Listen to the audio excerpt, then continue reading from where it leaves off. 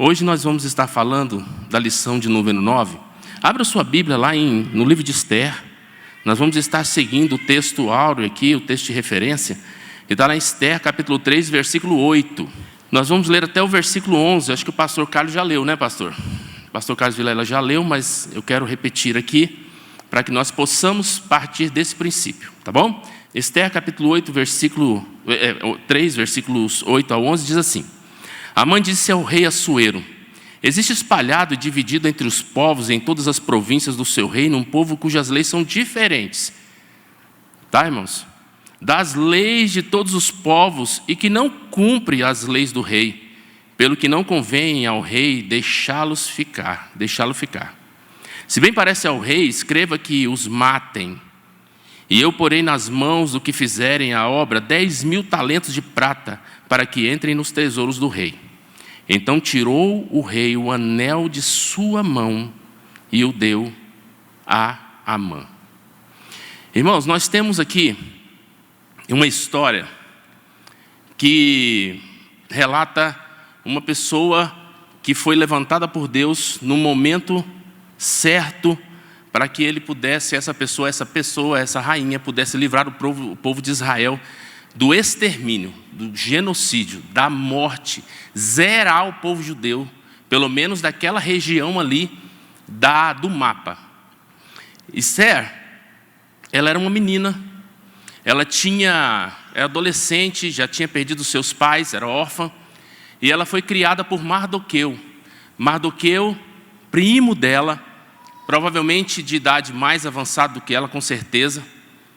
Aqui não relata a idade de Mardoqueu, mas ele, além de criar Esther, ele ministrou a palavra de Deus para ela. Ele guiou Esther na palavra de Deus. E Esther cresceu ouvindo a palavra de Deus e obedecendo Mardoqueu. Porque a cultura dos judeus, criar essa disciplina de honra, essa disciplina do reconhecimento, se você pegar hoje a cultura judaica, existe muito essa questão da honra, do respeito.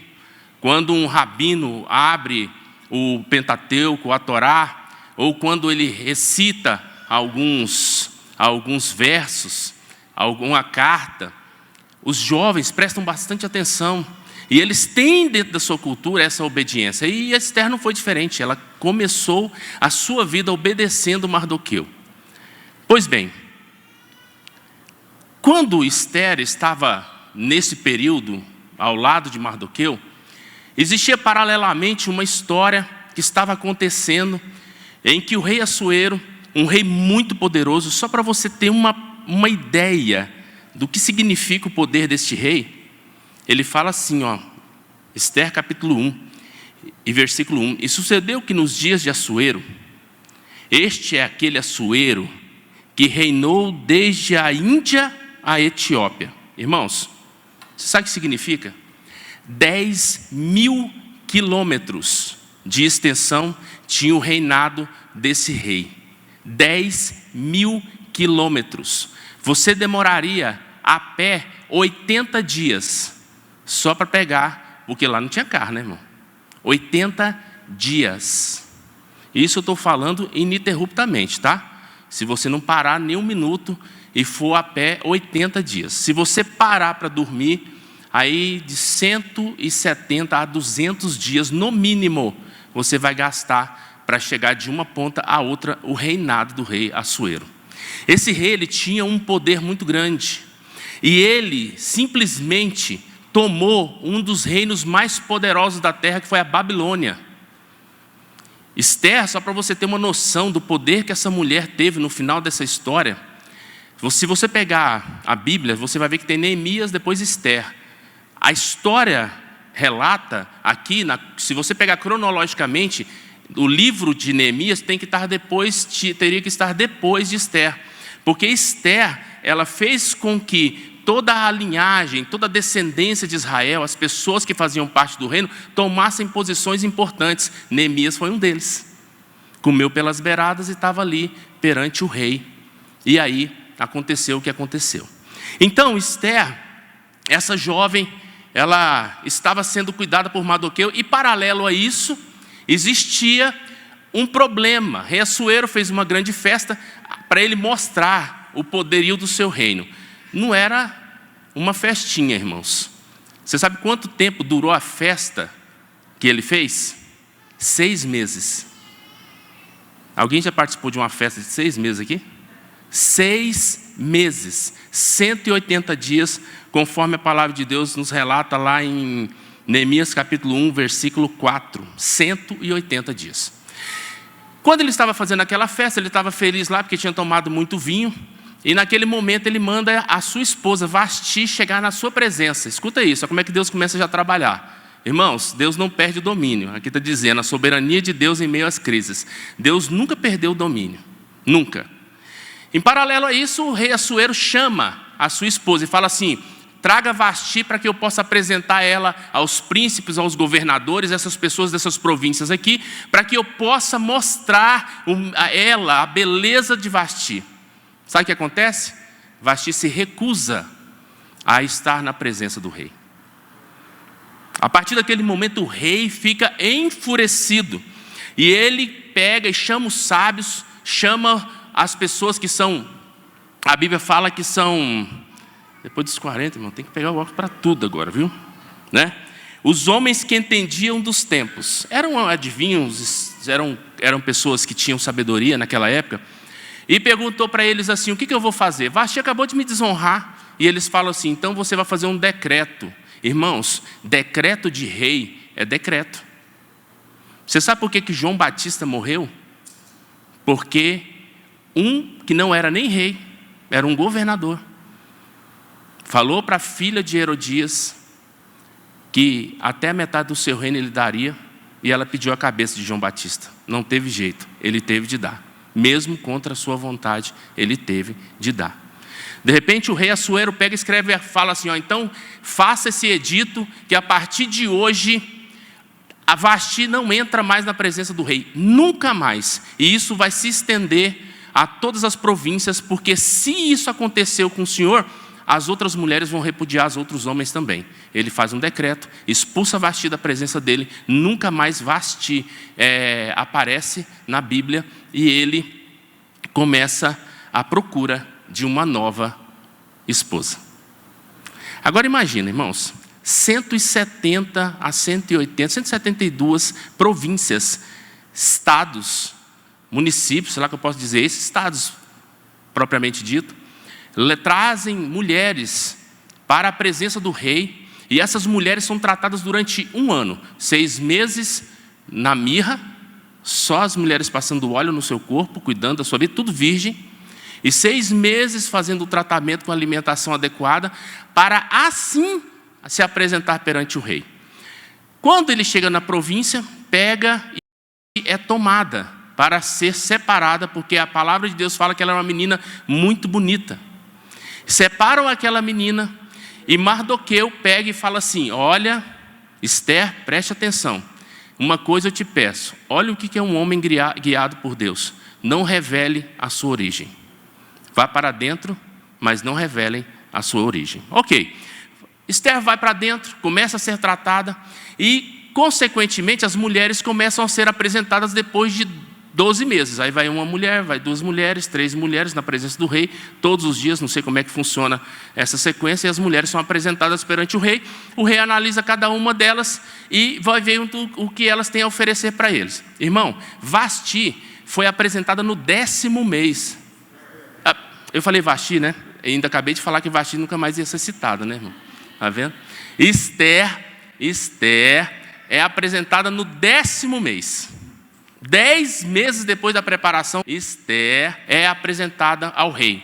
Quando Esther é apresentada, irmãos, o rei olha para aquela mulher, e a palavra de Deus diz assim, Esther capítulo 2, versículo 16. Assim foi levada Esther ao rei Assuero, à casa real.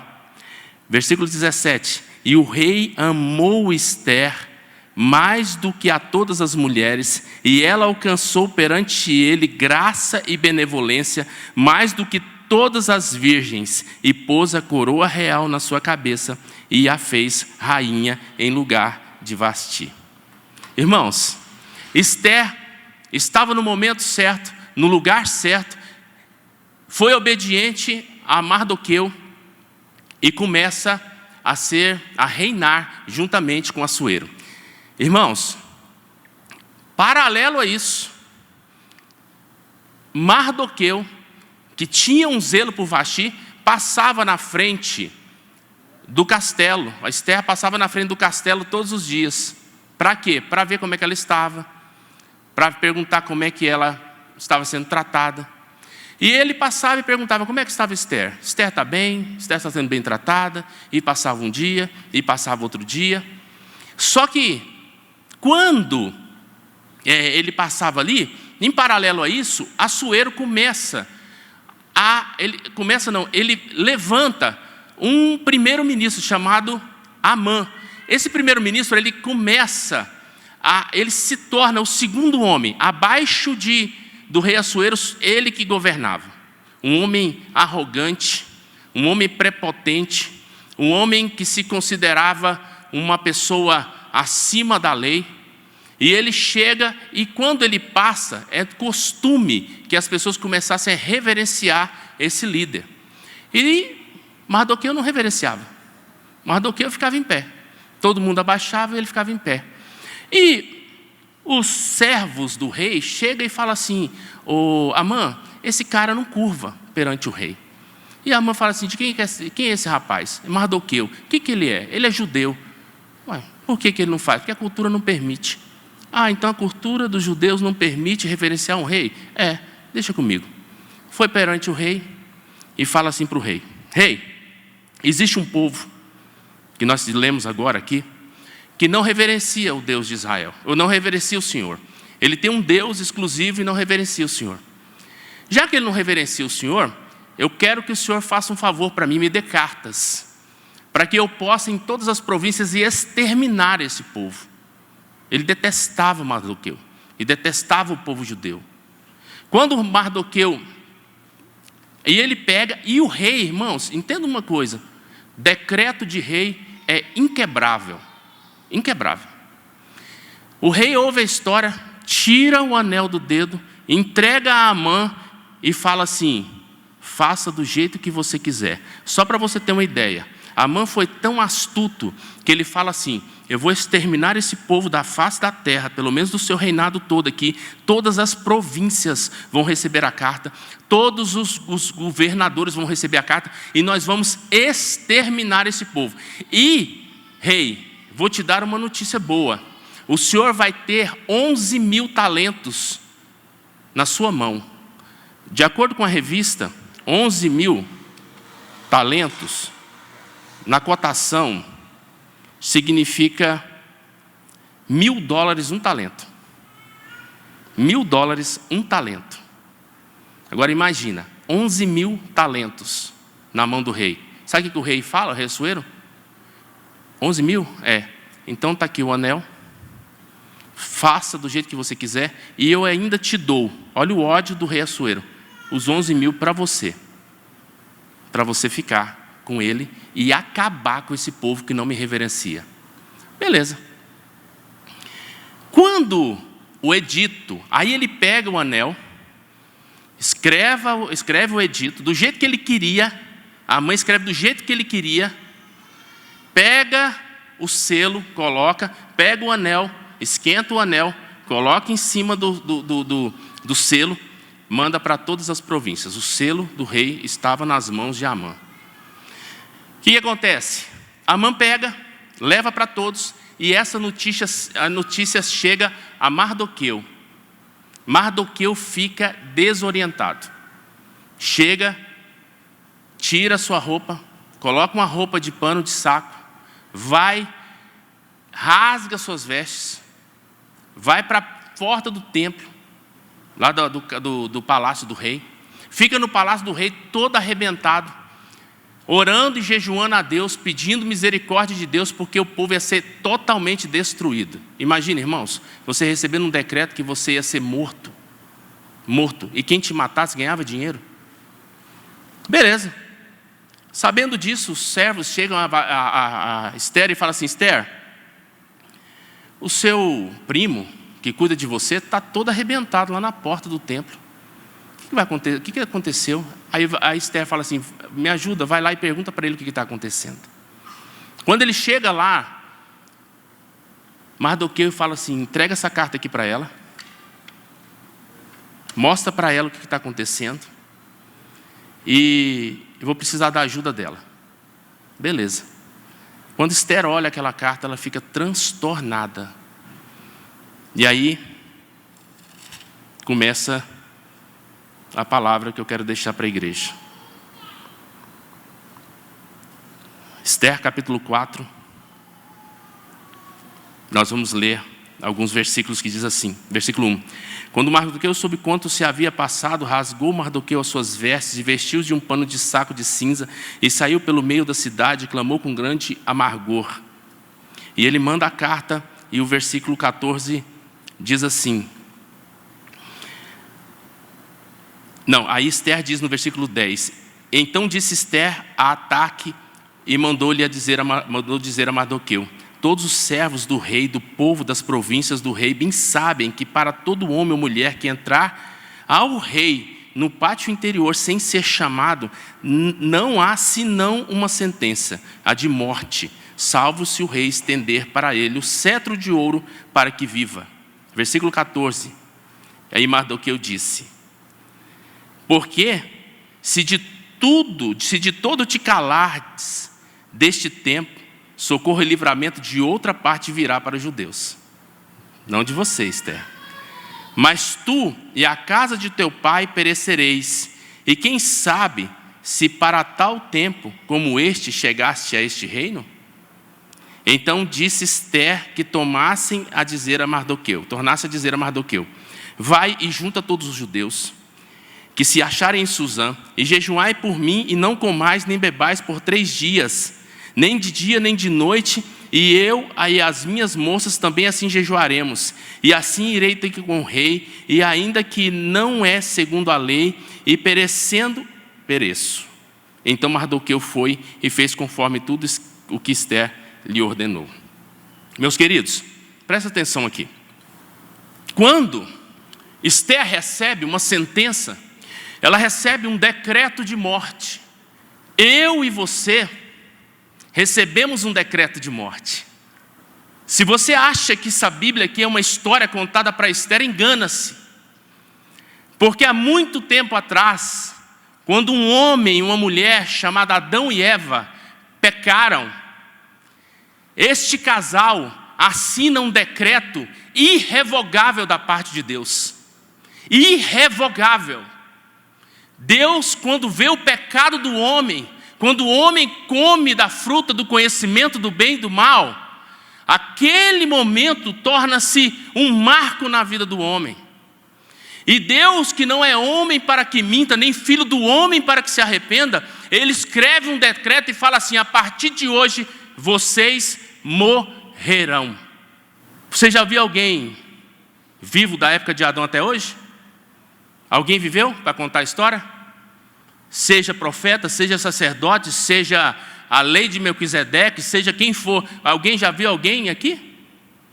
O decreto nunca foi revogado.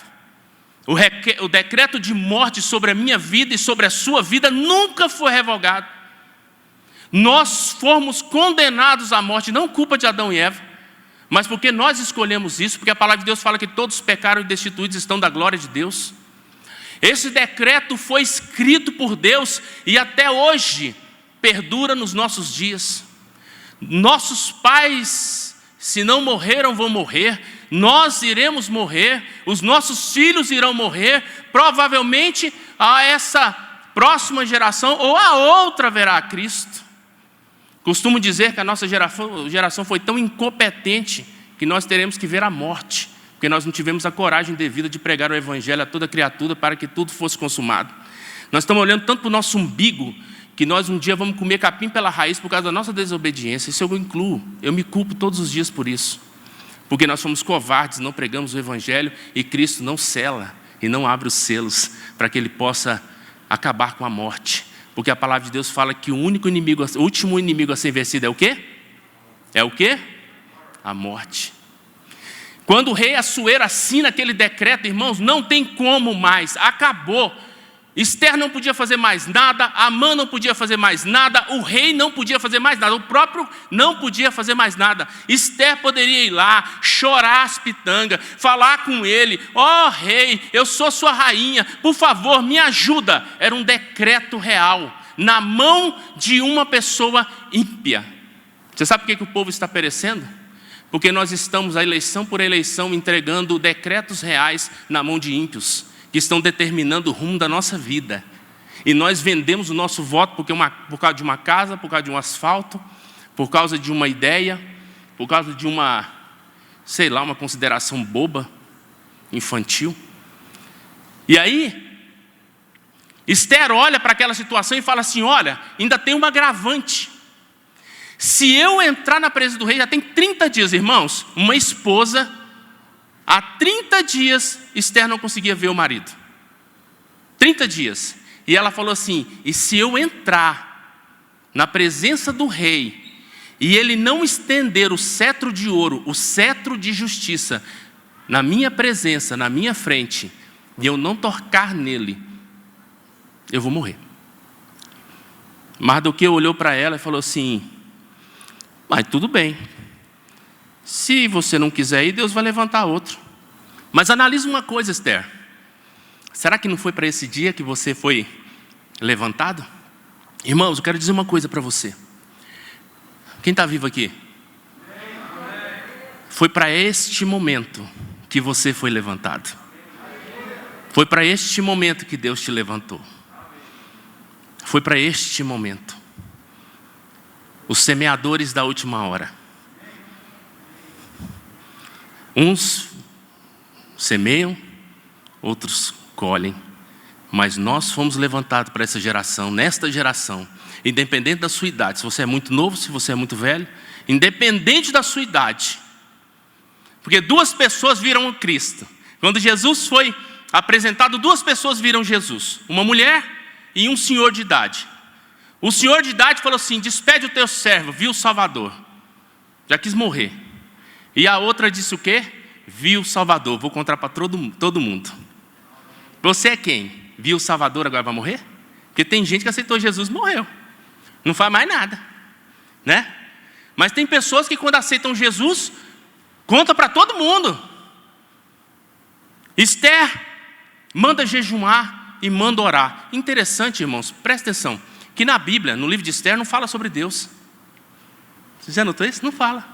Você viu falando assim: Deus levantou Esther, e Deus levantou Mardoqueu, e o diabo levantou Amã, e Deus tinha algo preparado para o rei. E tem alguma coisa assim?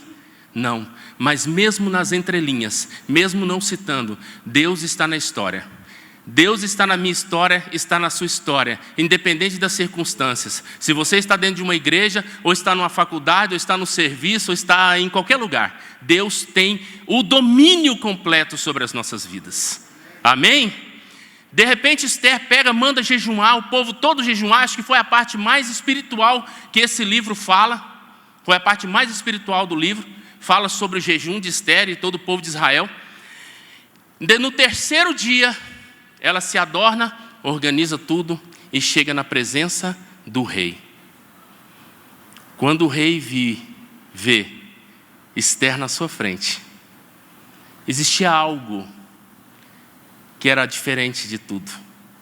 Existia o Espírito Santo de Deus que estava sobre aquela jovem. E quando o rei viu ela, ele não teve dúvida.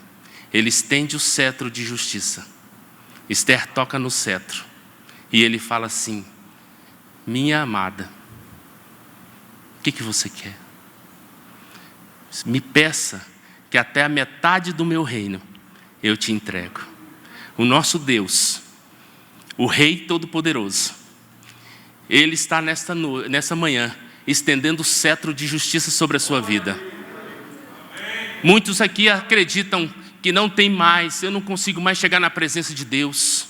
Perdi o contato com Deus, eu não tenho mais esperança. as lutas são muito grandes, eu não tenho como chegar na presença de Deus. Eu acho que eu preciso jejuar 3 dias sem comer e sem beber para que Deus possa estender o cetro. Eu quero dizer uma coisa para você: Deus estende nesta manhã o cetro de justiça sobre a sua vida.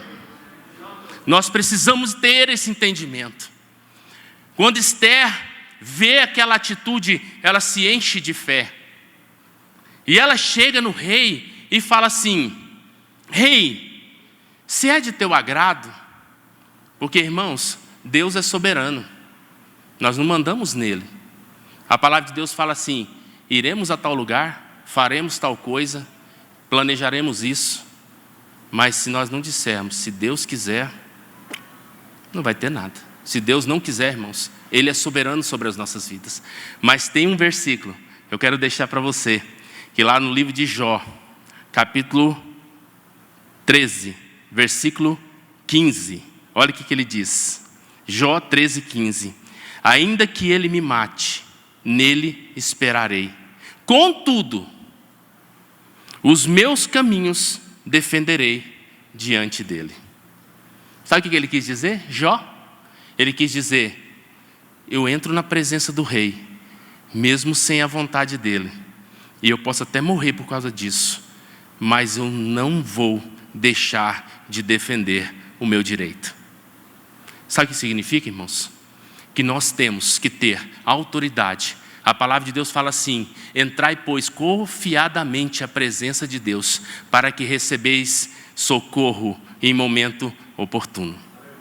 Então nós temos que ter esse entendimento, temos que ter essa ousadia de buscar a Deus e ter essa autoridade de mudar a realidade da nossa vida, mudar a realidade da nossa existência. Irmãos, existe algo que você precisa entender aqui nesta manhã, que existem 2 formas de você andar nessa terra. Você sabe quais são as 2 formas? Por direção ou por permissão. Essas 2 Deus permite você andar, por direção ou por permissão. Permissão é quando você faz da sua vida o que você quiser. Eu faço o que eu quiser da minha vida. Deus falou assim: amém, pode ir, eu aprovo, não tem problema não. Aí Deus permite, permissão. Você faz o que você quiser, você vai escolher a profissão que você quiser, você vai escolher a faculdade que você quiser, você vai escolher o jeito que você quer a sua vida. Isso é direção, isso é permissão, perdão, isso é permissão. Você vai casar com quem você quiser, você vai ter filhos antes do casamento ou depois do casamento. Deus vai permitir, irmãos. Mas existe uma outra forma de você seguir a Deus, é pela direção de Deus. É quando você, antes de fazer qualquer coisa na sua vida, você peça assim: Senhor, me dá a direção a seguir. Permissão é quando você atravessa uma rua e não pede direção de Deus e o carro passa por cima. Mas quando você está sob a direção de Deus, e quando você atravessa essa rua, Deus para carro. Sabia disso? Deus para circunstâncias, volta sol, avança sol, para tempo, revoga um decreto. Irmãos, entenda isso. Entenda isso. Quando Deus fala na sua palavra que Ele sabe os planos que tem ao nosso respeito, planos de paz e não de mal, para nos dar o fim que desejamos. Não é que Ele vai desejar, não. Sabia disso? Que desejardes, que você desejar. Quando Deus fala sobre isso, Ele está dizendo para nós, Ele está ensinando para nós que nós devemos viver uma vida sob a direção de Deus, porque Ele já tem os planos a nosso respeito e as coisas vão andar conforme a vontade dEle. Eu vou te contar uma história rápida aqui para vocês entenderem. Quando a minha esposa, eu estava eu já contei isso aqui, mas tem pessoas aqui que não ouviram. Eu estava no meu serviço, era sábado, eu estava no refeitório da empresa e tinha um rapaz lá que o nome dele era Marcelo. Ele é evangelista. Ele dava paz do Senhor até para o dono da empresa. Ele não cumprimentava ninguém com bom dia, boa tarde, boa noite. Se ele vê você, ele vai cumprimentar você com a paz do Senhor. É incrível aquele homem. Ele chegava no dono da empresa e falava assim: não gosto de você não. porque você é ímpio e pecador. Mas Deus mandou dizer isso, isso, isso. Estou falando sério, irmãos. O cara era meio... Ele era fora da curva, minha esposa conheceu ele. Ele deu uma palavra, né? Que a Dilma ama ele, né? Que ele falou assim: você foi levantado para fazer essa mulher feliz. Eu falei assim: acabou, né? Falou na frente da minha esposa ainda. Aí, né, a partir de hoje, ó, Deus te levantou para me fazer feliz, viu? Ó, me fazer feliz, ó. E ele chega naquele dia, ele fala assim: Leandro, eu quero orar por você. Eu peguei, olhei, falei assim: amém. Vamos orar. Tinha um quartinho, eu tinha um escritório, que eu trabalhava na área de controladoria, tinha algumas informações que não poderiam ser divulgadas, e a minha sala era fechada. Entrei lá com ele, ele orou para mim, e ele falou assim: você tem uma Bíblia? Eu tinha a Bíblia minha, entreguei para ele, ele abriu, e falou assim: e eis que conceberás e darás à luz a um filho, ele será grande, e será isso, isso, isso, isso. Aí ele falou para mim assim: avisa sua esposa que ela vai ter um filho. Avisa sua esposa que ela está grávida e que no ventre dela tem um varão, e esse varão vai ser grande nas mãos do Senhor. Não temas, não temas. Vocês vão passar por grandes lutas, mas não temas. Tá bom. Oramos, saí de lá, fechei a sala, ele foi embora para a casa dele, eu fui embora para mim. Na hora que eu estava indo embora, eu falei assim: meu Deus, que rata que esse homem deu. Minha esposa está menstruada. Minha esposa está menstruada, nem grávida tem como estar. Cheguei em casa, contei para a Dilma falou assim: não, mas ele não falou que eu ia estar grávida, não, que eu ia engravidar? Eu falei: não, ele falou que você está grávida. Aí ela falou assim: não tem como, mas tá bom, beleza. 30 dias depois, a Dilma descobriu que estava grávida. E aí eu falei assim: então você vai lá fazer o pré-natal. Ela foi no médico, a médica fez a ultrassom, não foi, amor? Foi a ultrassom que ela fez? Fez a ultrassom, e a Dilma pegou e falou assim: e aí, doutora, está com 1 mês? Ela: não, 2. Ela: o quê? Não, o seu neném, é semanas que a mulher fala, né? Que a médica fala. Vou na moda dos homens, né? Que mulher fala é semanas, dias. O homem fala mês, né? Mês. Aí, falou 2 meses, na hora, né, amor? A Dilma falou assim: meu Deus, o profeta falou. Irmãos, quando ele falou que nós ia passar por luta, eu pensei que era financeira. Pensei. Foi financeira, foi de enfermidade, foi de tudo. Nós passamos por uma luta, irmãos. Uma luta, mais uma luta. Vocês já viram o filho com 1 semana de febre? Vocês que são pais, se seu filho ficar 1 semana de febre e não baixa de jeito nenhum, você se preocupa? Hã? Meu filho ficou 6, não baixava a febre. Meu filho estava brincando, ele desmaiava, parecia que morria. A gente saía correndo, fralda cheia de sangue. Não tinha nada, médico nenhum que curava. As pessoas ligavam para minha esposa e falavam assim: minha serva, tive um sonho com seu filho essa noite. A Dilma falou assim: refrigério. Vi a barriga dele cheia de mancha vermelha. É para a morte. Mas Deus está quebrando esse laço de morte agora. A Dilma falou assim: não é possível. Desliga o telefone, vai dar banho no menino. Na hora que ela termina de dar o banho no menino, o que está na barriga do menino? Mancha. Mancha pelo corpo inteiro. Inteirinho. Olhei para aquela situação e falei: meu Deus, tem misericórdia. Passado um tempo, a gente já não estava aguentando mais aquela situação. Nada. Quando eu olho para aquela situação, eu falei assim, nem contei para minha esposa, fui lá para o meu quarto, ajoelhei e falei assim: Senhor, já tem anos que eu estou vivendo essa luta. Não aguento mais. Eu quero aqui, Senhor Deus, te pedir uma coisa. Se o Senhor for para curar, o Senhor cura. Se não for para curar, pode levar. Eu não suporto mais essa situação. Irmãos, por Deus, eu fiz essa oração. Eu não aguentava mais. Eu não suportava mais essa situação na minha vida. 1 semana. Eu estou contando 1 semana porque foi algo assim que eu nem dei conta de contar. 1 semana depois, o meu filho estava completamente curado. A Jó 13 fala assim: eu posso até morrer, mas contudo eu vou colocar minha causa na presença de Deus. E é Ele quem vai dar a resposta para mim. A partir daquele momento eu aprendi duas coisas, irmãos. Primeiro, que para consagrar um filho você precisa entregar. E não ficar babando na vida do seu filho, achando que o seu filho é sua pedra preciosa, a sua cordinha, a sua vidinha, que você vai colocar seus filhos debaixo da sua saia, debaixo das suas asas a vida inteira. Consagrou é consagrou. Segundo, tenha fé, porque Deus tem planos de paz para nós. Amém? Outra coisa. Um dia eu estava na reunião de pais e alunos numa escola, Boas Novas, escola da Assembleia de Deus da Fama. Estava lá, a professora chegou e falou assim: quem é o pai do Lucas?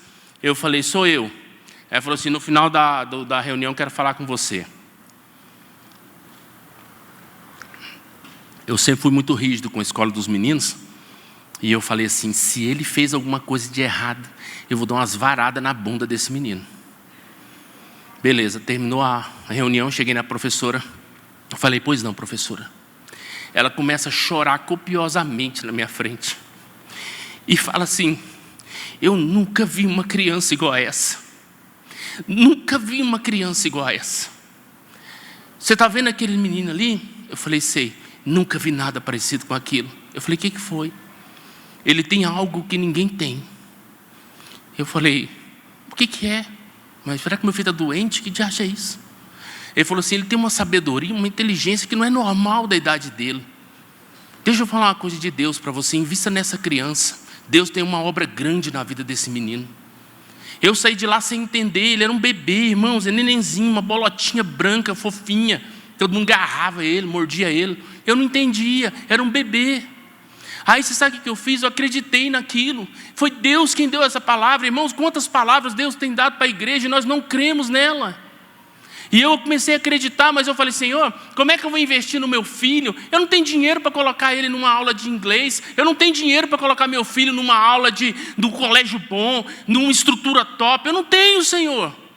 E quanto mais eu sonhava com isso, quanto mais eu sonhava com uma vida financeira próspera para poder abençoar os meus filhos, menos eu tinha.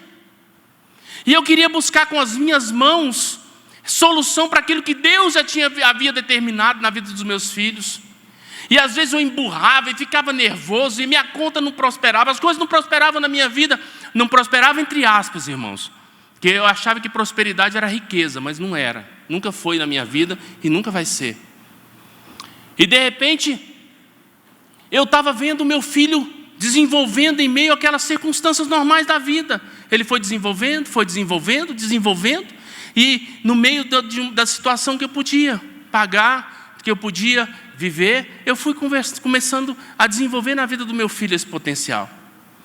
E quando meu filho estava entrando no ensino médio, meu filho falou para mim: pai, eu tenho sonho de estudar nesse colégio, é o melhor colégio de Goiânia. Eu falei: meu Deus, como é que eu faço? E aí eu falei para minha esposa: o Lucas quer estudar num bom colégio ali e tal. A Dilma falou assim: mas nós não damos conta. Não damos conta. Eu falei: meu Deus, o que eu vou fazer? Cheguei, e a Dilma orando no canto dela, eu orando, e nós buscando a presença de Deus. Nós fomos no colégio, e o colégio nada, e não tinha bolsa, não tinha nada. Eu falei: meu Deus do céu. Irmãos, eu ganhava R$ 1.365. Sabe quanto é que era a mensalidade do colégio? R$ 1.200. Impagável. Impagável. Parece que Deus falava assim: ó, eu não vou te dar nada. Eu vou tirar até a perspectiva. Se você tivesse alguma perspectiva de sonho, eu vou frustrar ela para você. Beleza. Nós oramos. E Deus falou para a Dilma. A Dilma falou assim: eu não tenho jeito. Ele falou assim: não mata os sonhos do seu filho. Invista no sonho do seu filho. Beleza. Nós fomos. Ele falou que tinha uma prova. O Lucas fez a prova. Eu fiquei esperando. O trem estava tão feio, mano, que eu não tinha gasolina para ir para casa e para voltar. Eu tive de ficar das 7 da manhã até 1h da tarde na porta do colégio, esperando ele terminar a aula, a prova, porque eu não tinha como eu voltar para casa para depois ir. Peguei, esperei ele 1h da tarde, ele sai, irmão, sai bravo. Irmão, mas estava bravo. Eu falei: o que foi, menino? Ele entrou dentro do carro e já não é muito falar. Aí ele falou menos. Eu falei, o que foi? Vamos embora. Fiz a pior prova da minha vida. Irmãos, ele estava tão frustrado. E aquela frustração bateu em mim, bateu na Dilma, bateu em todo mundo. Naquele momento, nós falamos assim, agora nós temos que animar ele. Pegamos, fomos. Ele falou assim, qual que é a segunda opção então, Lucas? Ele falou, não, a segunda opção é outro colégio aí. Eu falei, beleza. Fomos lá. Aí a minha sogra disse que ia pagar um pouco. Minha mãe disse que ia pagar outro pouco. E nós ia pagar mais um pouquinho, né, amor? Aí nós juntamos todo mundo. A Dilma fez a matrícula e beleza. Fomos. Passou o tempo. Em janeiro do outro ano, eu estava trabalhando. Naquela mesma realidade não mudou nada. Não tinha mudado absolutamente nada na minha vida. Nem na vida da minha família, nada. Uma pessoa liga para mim. Senhor Leandro, o senhor é o pai do Lucas? Eu falei, sou. Eu precisava do endereço do senhor. Eu falei, quem está falando? Aqui é a secretária do Rubão. Eu, o quê?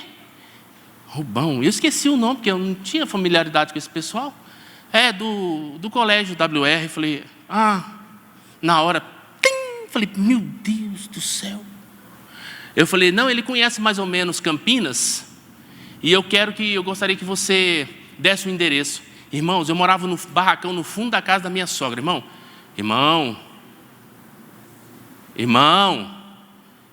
vale, irmão.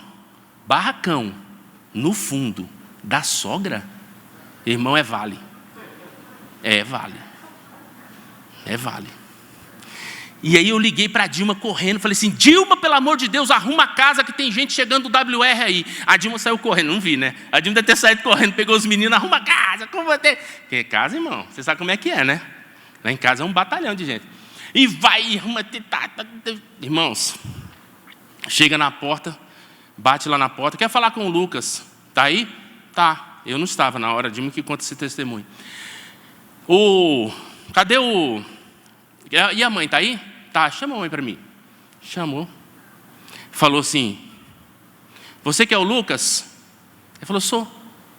Ele falou assim, esse aqui é o W, eu sou o R. Nós viemos conhecer o primeiro lugar do WR. A pior prova. Um aluno que saiu frustrado, vê o seu nome dizendo que ele foi o primeiro colocado. Irmãos, quando Deus estende o cetro de justiça sobre a sua vida, chega, irmãos, não duvida não. Deus começa a trabalhar e começa a mudar a história da sua vida.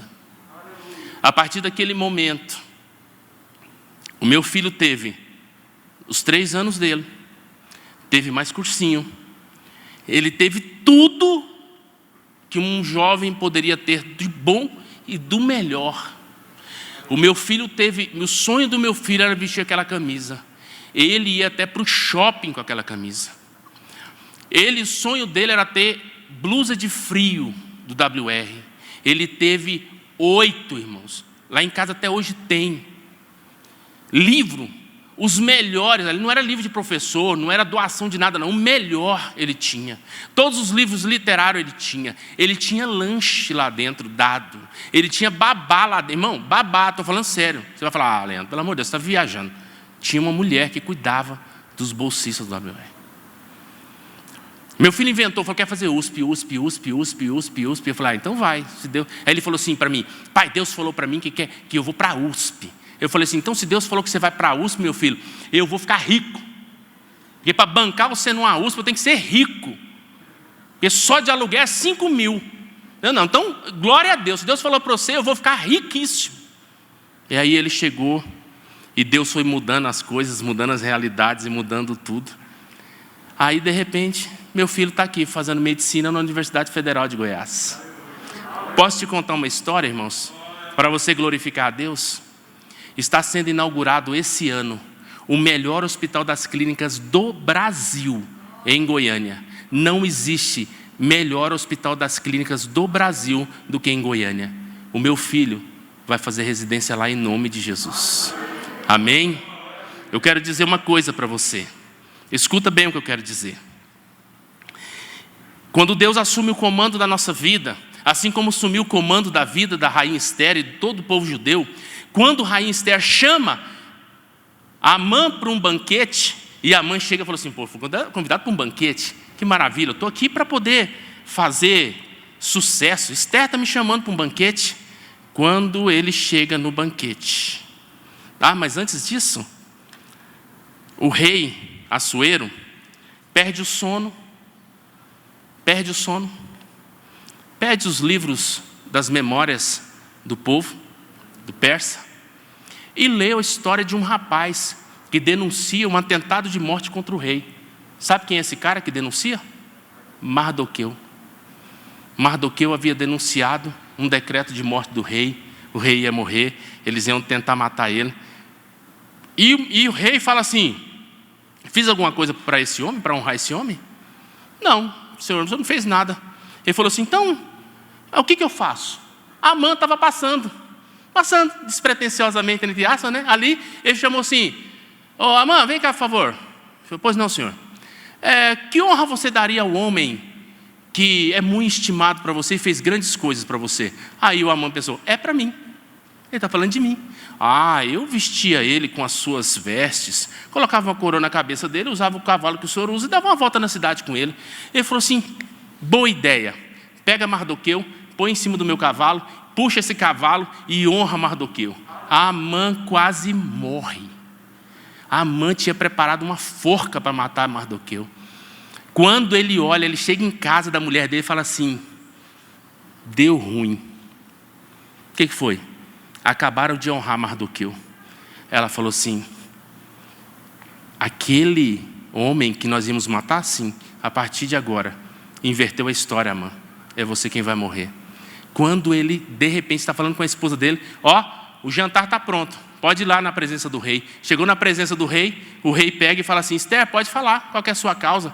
A minha causa, senhor, porque este homem aqui fez um decreto para matar toda a minha família, a minha geração e o povo de Israel. Ele o quê? Eu sou judia, eu sou da tribo de Israel, e o decreto que ele falou para matar o povo, eu vou morrer também. Se fosse pelo menos para ser vendida, eu seria vendida, mas para ser morta? Ele falou assim: eu não acredito que ele fez isso. Foi sim. Aí ele pega e fala assim: o que você quer que eu faça com ele então, Ester? Aí um servo bocudo fala assim: inclusive, senhor, ele preparou uma forca para matar Mardoqueu, aquele homem que ajudou o senhor. Ele falou: não é possível. Então você vai pegar esse homem agora, Amã, e vai enforcar no lugar onde era para ser enforcado Mardoqueu. Deus inverte a história. Agora eu quero finalizar para te contar uma história. Entenda isso. Vamos nos colocar em pé. Escuta isso que eu quero dizer para você. O decreto do rei foi para que todos os judeus morressem. O decreto do rei era para que todos os judeus fossem mortos. Não era isso? E o rei fala assim: eu não posso mudar o meu decreto. Escuta isso. Leve isso para a sua vida. Leva isso para a sua casa e para a sua existência. Para os seus filhos e para a sua geração. Entendam isso. Ensina isso para eles. O rei fala assim: eu não posso mudar o meu decreto, mas presta atenção. Vem cá. Faz um novo decreto aí. Sim, senhor, pode falar.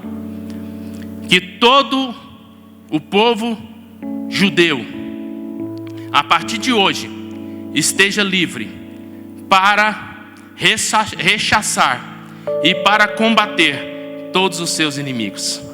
Todos que buscarem a vida do povo de Israel, todos que buscarem para matar o povo judeu, a partir de hoje, os judeus estão liberados para matar essas pessoas que atentarem contra a vida deles. Posso dizer uma coisa? O povo foi livre? Não. O povo foi liberado para guerrear. Nós fomos liberados para guerrear no mundo espiritual contra as potestades do ar. A nossa vida é uma luta, uma batalha. O povo de Israel batalhou e triunfou sobre os seus inimigos no capítulo 8.